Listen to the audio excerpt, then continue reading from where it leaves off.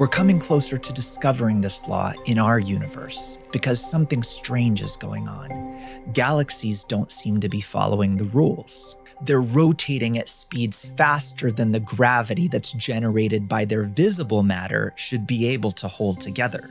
This has led some scientists to infer that there must be some kind of non-observable matter that is influencing the observable matter, keeping them from being torn apart. Some even postulate what they call a hidden world, from which there's some kind of mystery energy and mystery matter that's exerting an influence on the contents of our universe. And many have started to concede that they've hit a wall beyond which they can't research with their current set of senses. So will we be stuck for all eternity, researching only the results of this hidden world, incapable of researching their root causes? This is so much the case that it's built right into our language. That, for example, when we talk about electricity, it's governed by a hidden force. What we see are this hidden force's results in our world. I can research the phenomenon by which this microphone works, tracing it back through the plug in the wall to charges, magnetic fields, and the movement of a certain number of electrons, but none of these are the prime mover. So nobody really knows what the essence of electricity is. We only know the results in our world of this first prime mover. We once thought that the smallest unit of matter that could be was an atom. We later found out that no, it consists of a nucleus, electrons, protons, and so on. Dug deeper and found that no, it actually consists of quarks, superstrings. And as we dig deeper, we find that actually we reach a wall that we can't research beyond. And this is that hidden world that physicists are starting to discover. And behind every unit of matter in our lives and every event, we hit this wall behind which is coming the prime movers, the causes of the things in our lives, but we can't access that world of roots. All we see are the branches. Our whole world is a kind of playpen. Mother puts Lori in her playpen while she goes to get her some milk and gives her a variety of things with which to play, into which are being dropped all sorts of objects and sensations, like a baby in their playpen that you distract them with this toy and then that toy. And we think that we can affect the roots by dealing with these different things in various ways. But in this, we're truly like Don Quixote fighting windmills, not realizing that everything that comes into my life experience reaches me as the last stop on a trajectory that was through 5 worlds from the concealed upper world of causes called roots. And what I'm experiencing and dealing with and trying to change reality through are the branches of these roots that have already been decided and determined long before they come into my experience. But since we do exist in this world of results and we have names for objects like cup, and there's a force above that controls and gives rise to my experience of this thing called cup, Kabbalists can use the names that we have for things in our world to talk about the forces which give rise to them in the upper world. This very special language is called the language of roots and branches, and it's important because we'll be able to use it to rise to the spiritual worlds. Just so we kind of understand how this works, I could start personifying the way this covalent bond occurs by giving the molecules various character names and characterizing the electrostatic attraction between the 2 positively charged atomic nuclei and the negatively charged electrons between them. And I could turn it into a whole steamy romance or adventure. But in the end, I'll be describing the results of immutable laws and occurrences that could have turned out no other way under the circumstances. And this is what the Kabbalistic writings that use this language are. For example, the Torah, it's a code. Like this code, which even to expert programmers has no regular syntactic meaning, but shows discrete cosine transformation, the code for JPEG, which allows us to instruct the machine to create this image of a two-dimensional reality before our eyes. More importantly, the programming language makes it a bit more human, what would really be a language of just zeros and ones. And behind the Torah and anything written by a Kabbalist is also a sequence of zeros and ones, because this is the fundamental nature of reality: reception, bestowal, and the connection between them. And we can say that the entire Torah talks about the sequence of events that any one desire, and also all of my desires, must go through in their correction on the way from complete reception for self to equivalence of form with the Creator, meaning that they're used, but used in order to bestow.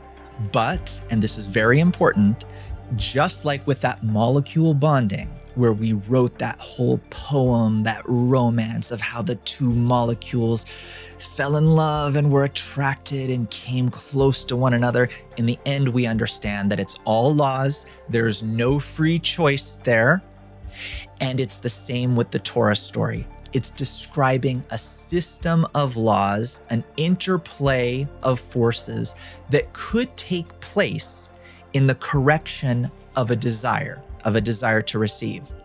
But all of that system is created from above. So in that entire history or story, as it seems to us, no one had any free choice. It's a system. But the goal of creation, which is to become like the Creator, and becoming like the Creator means having free choice, obviously necessitates that we go through this by way of free choice, that we become similar to the Creator, choosing this path every step of the way. So this code, this line of code called the Torah and the books of Kabbalists that the Creator wrote, that's all without free choice. We have to install it upon our hard drive. We need to hit run on this program, and we need to hit run every step of the way, every step of the process. We will have to make this choice again that we want to keep going. So how do we enter this system through the language of roots and branches? After all, it's talking about states that no one in our world has ever experienced. In fact, our brains are the wrong shape to even understand the dimensions in which the phenomena exist that are being talked about there. And that leads to another problem, which is that in order to cross this barrier into this dimension of the roots, the causes of reality, I need to already be behaving as I would on the other side of that barrier. And there are totally different, strange laws, different feelings, emotions, thoughts that we would never have on our own by any natural progression in our world. And I need to already be in this attitude, these thoughts and desires to cross this barrier, let alone to exist there for even a moment. And just so that we understand the magnitude of this dilemma, so that we can actually face it, even when Kabbalists give me clear advice that seems to be in human language, things that seemingly I could carry out, like love your friend, annul yourself, restrict your selfish desire to receive, go out and integrate with the friends, I always understand these in an opposite way to how they are in spirituality. Even these advices are a sort of coded language, and Kabbalists know that I'm going to understand them in the wrong way. They're going to fall into my desire to receive, and I'm going to receive them in an incorrect way, and that's okay. If I try to implement what Kabbalists are saying from the bottom of my heart, it actually doesn't matter how wrong my perception of what they were saying is. It doesn't matter how egoistic and anti-bestowal I am inside while I'm trying to become a bestower. I can actually advance to spirituality, to the quality of the Creator as a wolf in sheep's clothing. As long as, while I know internally that I am this wolf, I'm this egoist, and I'm behaving on the outside as though I want to reach love, I want to be this sort of sheep, I want to be this bestower. If I do it with the knowledge that it's false, but with a prayer, with an internal demand, a desire that it will become real, the upper light makes it real. How can that be the case? What, if I start flapping my wings and I really want to be a bird, the upper light will make me a bird? No.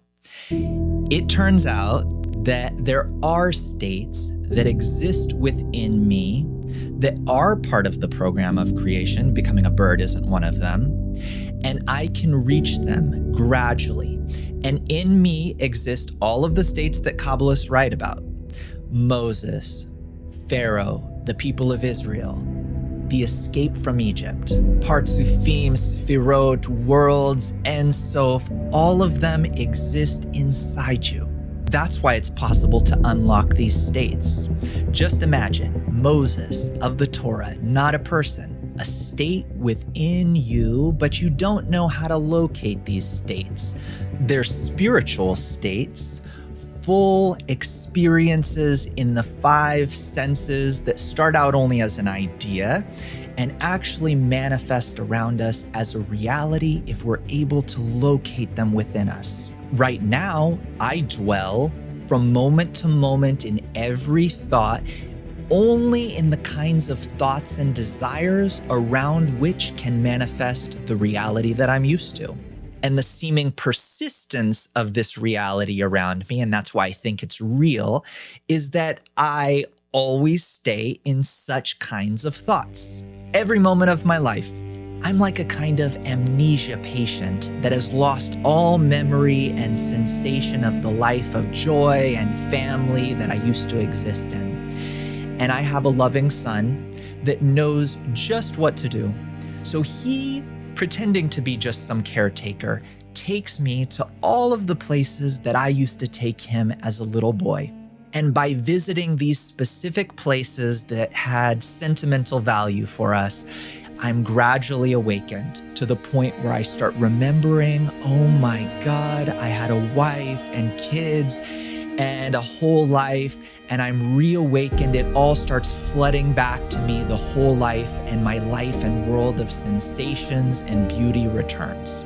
And similarly, existing inside each of us is a chain or a ladder of states that we can ascend through and start feeling the upper reality that we used to belong to, that we fell down degree by degree from to this lowly dark world that we exist in. Now, by analogy, the sun could have maybe reminded me of different other things that related to the life that I used to live, but which would not have impacted me, would not have been sufficiently emotional to awaken me to the previous life that I was living. Knowing me better than I actually know myself in the amnesia state that I'm in, my son knows where to take me and what to do to awaken me and clear up my amnesia. Similarly, the Kabbalists know just which writings and just which practices to give me in order to awaken these states by which I can climb the spiritual ladder. They know which state is next for me. Meaning, if I'm born into a certain generation, say 2,000 years ago, you could have given me just the Torah. And guess what? Then, in that corporeal point in time, there were souls that through the Torah, they could understand very clearly that this was not a history, not a story, not about people, but about spiritual states. And through it, they could ascend right across that barrier to the upper world. Later on, according to the structure of this system, fell down the next layer of the will to receive, a new generation that needed a stronger light. And these were the customs. This was a different kind of language by which the Kabbalists gave specific customs. Let's say the Passover customs, to not bake the bread for too long. This represented for them, and they would have known clearly that it represented not bread, but the desire to receive, that we need to go above, that we can't allow it to germinate.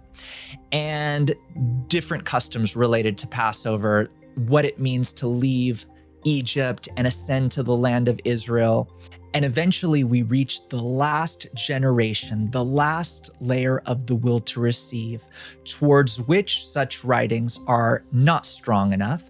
Rather, we need the language of Kabbalah, a very specific language that gives us specific instructions, still using a language by which they're only talking about things in the upper world, but which we can use from the level we are at to reach spirituality. For example, we're given these words about connection between people, between friends, in a attain, in a group. And what are Kabbalists really talking about? They're talking about the 10 sefirot and the relationships between them. The root is the 10 sefirot. The branch in our world are these faces that I see around me, friends in the group. And even by incorrectly trying to connect these sefirot, these faces, into a single vessel in which the Creator can be revealed, in which all of the upper worlds and all of those states that the Torah writes about are revealed. Even by incorrectly trying to connect them, we can nevertheless awaken those states that we fell through and rise to them.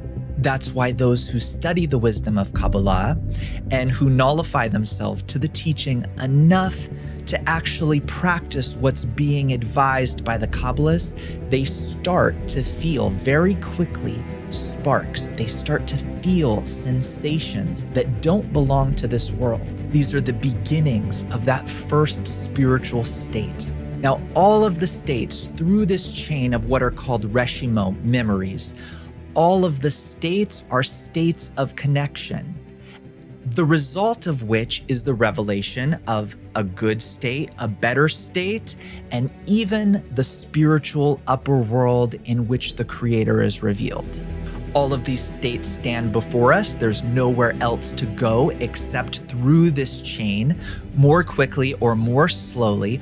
But a beautiful provision was given to us by which we can go through these states as quickly as we want. So from the world of roots, the world of causes, come forces that cascade down the degrees and eventually clothe in the matter of our world.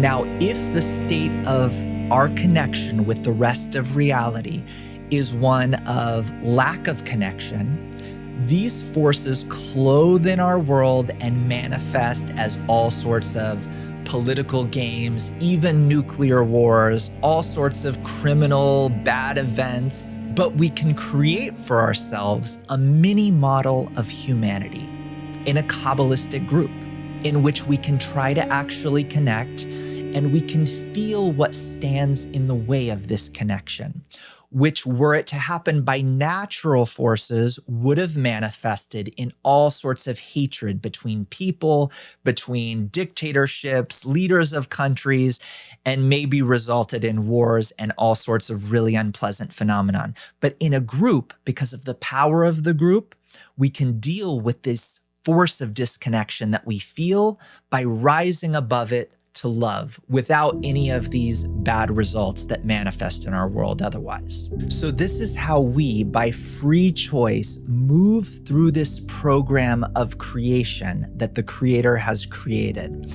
And our free choice is such that we can realize it in two ways. We can realize it in the broad world, meaning on the flesh, through suffering, where the forces that are operating creation awaken us through governments, through police, through all kinds of events in our lives. Or we can create a mini simulation in a group whereby we try to reach the good connection that those negative events would have brought us to painfully.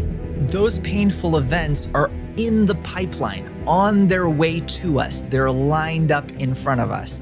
However, in the group, we can already jump over these physical experiences of what is really disconnection between people. There's nothing else to talk about in reality.